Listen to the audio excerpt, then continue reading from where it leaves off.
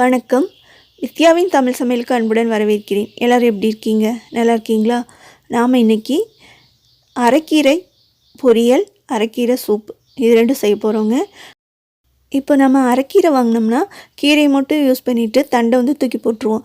ஆனால் அப்படி தூக்கி போடாமல் அந்த தண்டில் நம்ம சூப் செய்ய போகிறோங்க.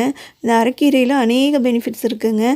நம்ம உடம்புக்கு தேவையான மினரல்ஸ், இரும்பு சத்து, நோய் எதிர்ப்பு சக்தி தரக்கூடியது, இந்த மாதிரி பல்வேறு சத்து நிறைந்த இந்த அரைக்கீரையை நம்ம வேஸ்ட் பண்ணாமல் தண்டு தூக்கி போடாமல் கீரை பொரியலாகவும் தண்டை சூப்பாகவும் செஞ்சு சாப்பிட்லாங்க.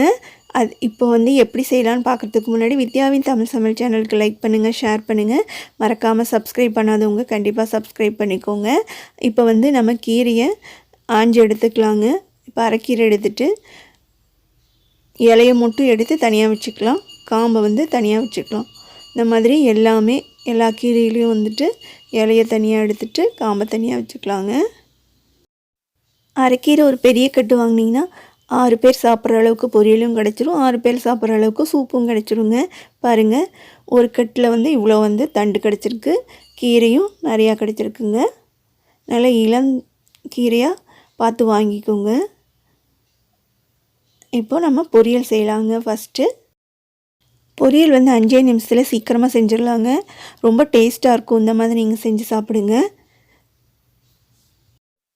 இந்த மாதிரி நீங்கள் செஞ்சு சாப்பிடும் போது வயிற்றில் ஏதாவது புண்ணு, அல்சர் இருந்ததுன்னா அதை சரியாக்கிடுங்க. இப்போ நம்ம கீரையை நல்லா கழுவிட்டு அதுக்கப்புறமா சின்ன சின்னதாக கட் பண்ணி எடுத்துக்கலாங்க. ஃபஸ்ட்டு 5-3 டைம் நல்ல கீரையை கழுவணுங்க. அதில் நிறைய மணலெல்லாம் இருக்கும். அதுக்கப்புறம் ஒரு கைப்பிடி அளவு சின்ன வெங்காயம் தாங்க யூஸ் பண்ணணும். அப்போ தான் டேஸ்ட் நல்லாயிருக்கும்.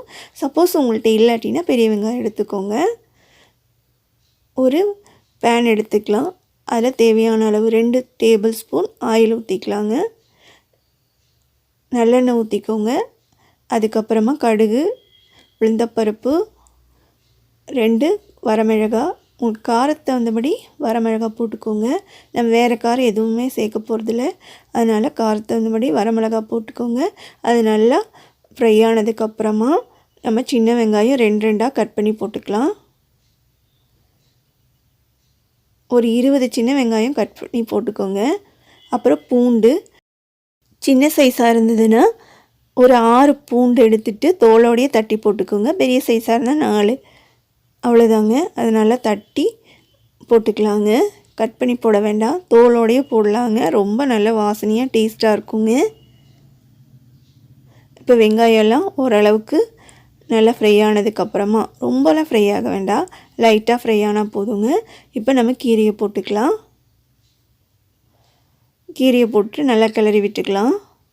இப்போ கீரை பார்க்குறதுக்கு நிறையா இருக்குங்க. வெந்ததுக்கப்புறம் கொஞ்சமாக ஆகிடும். கீரை பொரியலுக்கு தண்ணியெல்லாம் ஆட் பண்ணக்கூடாதுங்க, தண்ணி அதிலே இருக்கும். அதனால் நம்ம கிளறி மட்டும் விட்டால் போதும். பாருங்கள், அதுலேருந்து தண்ணி வெளி வருது. அந்த தண்ணி அதிலே வெந்துருங்க. கீரை 5 நிமிஷத்தில் வெந்துடும். இப்போது இந்த பொரியலுக்கு தேவையான அளவுக்கு உப்பு ஆட் பண்ணிக்கலாம். 1 டீஸ்பூன் உப்பு போட்டால் போதுங்க. ஏன்னா கீரையிலே உப்பு இருக்குங்க, அதிகமாக போட்டுறாதீங்க. இப்போ நல்லா கிளறி விட்டுக்கலாம். இப்போ தேங்காய் துருவி ஒரு கைப்பிடி அளவு கூட போட்டுக்கலாம். அது நம்ம இஷ்டம் தாங்க, எவ்வளோ வேணாலும் போட்டுக்கலாம். இப்போ இந்த தேங்காய் போடுறதுனால வயிறில் இருக்க புண்ணெல்லாம் ஆறிடுங்க. கண்டிப்பாக நீங்கள் இதே மாதிரி இந்த பொரியல் செஞ்சு சாப்பிடுங்க. இப்போ நம்மளுடைய பொரியல் ரெடி ஆயிடுச்சு, அவ்வளோதாங்க. நல்லா கீரை வெந்ததுக்கப்புறமா தேங்காய் போடணுங்க. தேங்காய் போட்டதுக்கப்புறமா ஸ்டவ் ஆஃப் பண்ணிடணும்.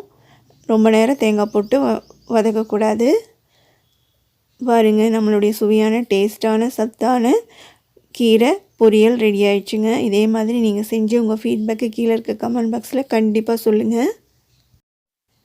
ரொம்பவே டேஸ்ட்டாக இருக்குங்க. கண்டிப்பாக நீங்கள் இதே மாதிரி செஞ்சு சாப்பிடுங்க. இப்போ அடுத்து நம்ம வித்யாவின் தமிழ் சமையலுக்கு உங்களுக்கு பிடிச்சிருந்துச்சுன்னா லைக் பண்ணுங்கள், ஷேர் பண்ணுங்கள், மறக்காமல் சப்ஸ்கிரைப் பண்ணிக்கோங்க. அடுத்து நம்ம வந்துட்டு சூப் செய்ய போகிறோங்க. சூப் வந்து அதுவும் ரொம்ப சிம்பிள் இன்க்ரீடியன்ட்ஸ் தான், சீக்கிரமாகவே செஞ்சிடலாங்க. இப்போ நமக்கு காய்ச்சல் வந்துடுச்சுன்னா உடம்பெல்லாம் ரொம்ப பெயினாக இருக்கும் இல்லைங்களா?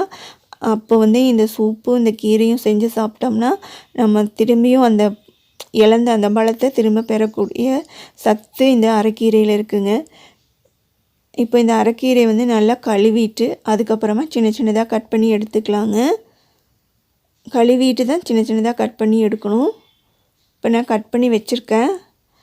அடுத்து சூப்புக்கு தேவையான பொருட்கள் பார்த்துக்கலாம். ஒரு பெரிய தக்காளி, 6 பூண்டு, 10 சின்ன வெங்காயம், ஒரு பச்சை மிளகாய், ஒரு சின்ன துண்டு இஞ்சி, 2 கிராம்பு, ஒரு சின்ன துண்டு பட்டை. அவ்வளோதாங்க. சூப்புக்கு முக்கியமாக தேவையான 2 பொருளுங்க.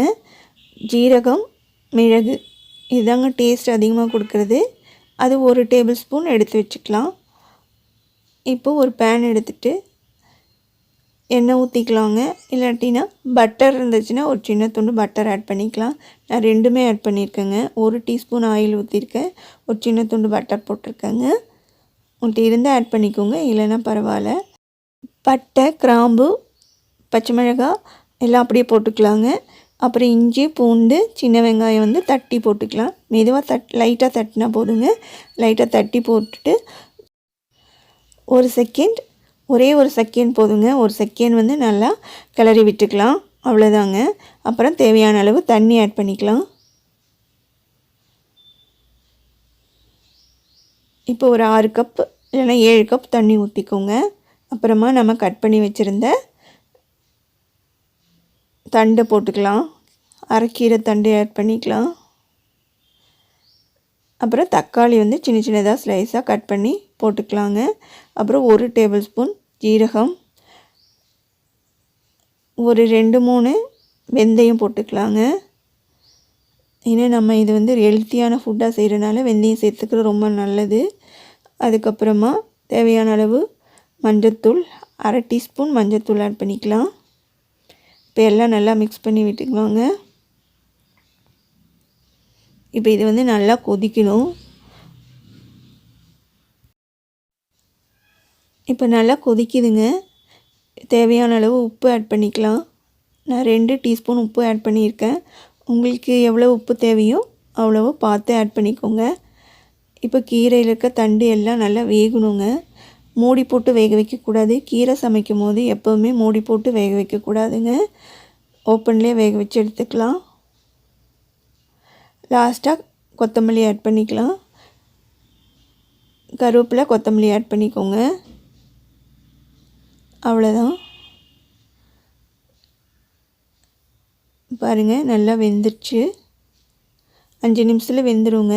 இப்போ லாஸ்ட்டாக நம்ம பொடி பண்ணி வச்சுருந்த ஜீரகத்தூளும் மிளகுத்தூளும் ஆட் பண்ணிக்கலாம். 1 டேபிள் ஸ்பூன் போட்டால் போதும். மிளகுத்தூள் வந்து உங்கள் காரம் வந்து கம்மியாக இருந்துச்சு நீங்கள் ஃபீல் பண்ணிங்கன்னா கொஞ்சம் அதிகமாக ஆட் பண்ணிக்கோங்க. அவ்வளோதாங்க, நம்மளுடைய சூப் ரெடி ஆயிடுச்சு. பாருங்கள், செம சூப்பராக இருக்குங்க. இந்த சூப் அவ்வளோ டேஸ்ட்டாக இருக்குங்க. சிக்கன் மட்டன் சூப்பை விட இந்த சூப் ரொம்ப டேஸ்ட்டாக இருக்குங்க. கண்டிப்பாக நீங்கள் செஞ்சு பார்த்துட்டிங்கன்னா அதே ஃபீல் வரும். நீங்கள் இப்போ மட்டன் சூப் எப்படி சூப்பராக இருக்குமோ அதே மாதிரி இந்த கீரை தண்டு சூப் செமையாக இருக்குங்க. கண்டிப்பாக செஞ்சு உங்கள் ஃபீட்பேக்கை கீழே இருக்க கமெண்ட் பாக்ஸில் கண்டிப்பாக சொல்லுங்கள் ப்ளீஸ். அதுக்கப்புறமா உங்களுக்கு இந்த டிஷ் பிடிச்சிருந்துச்சுன்னா வித்யாவின் தமிழ் சமையல் சேனலுக்கு லைக் பண்ணிடுங்க. கண்டிப்பாக லைக் பண்ணுங்கள், ஷேர் பண்ணுங்கள். இல்லை உங்களுக்கு பிடிக்கலைன்னா டிஸ்லைக் பண்ணுங்கள், ஏதோ ஒன்று பண்ணுங்கள். சப்ஸ்கிரைப் பண்ணாதவங்க கண்டிப்பாக சப்ஸ்கிரைப் பண்ணிக்கோங்க. நன்றி, வணக்கம். எல்லோரும் ஹாப்பியாக இருங்க.